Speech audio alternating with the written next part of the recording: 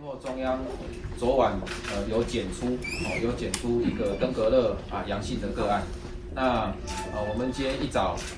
接到 CDC 这边确认之后，那 CDC 现在同步已经在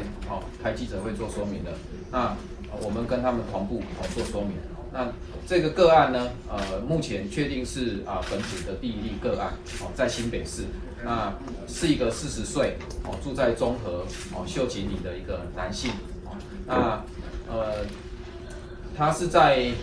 8月6号我们目前研判跟 CDC 一起研判8月6号发病。那发病之后呢，他陆续去诊所就诊。那就诊了3次，在第3次的时候因为有出疹的情形出现因为前2次大概可能他觉得是感冒，到了第3次有出疹的情形出现，所以8月11号这个他又去就医第3次之后，在慈济医院，因为研判他这个已经不是感冒症状的而已的，所以有登革热一些症状，那就跟他做了快筛检验。那同时呢也慈济医院也进到中央的传染病通报系统做通报。那我们接到这个通报之后，我们当然就开始做了一些疫情调查、流行病的调查。那目前这个个案已经住院住院之后，那治疗之后已经康复出院了目前这个个案已经康复出院那不过就这个个案我们接到这个通知讯息之后呢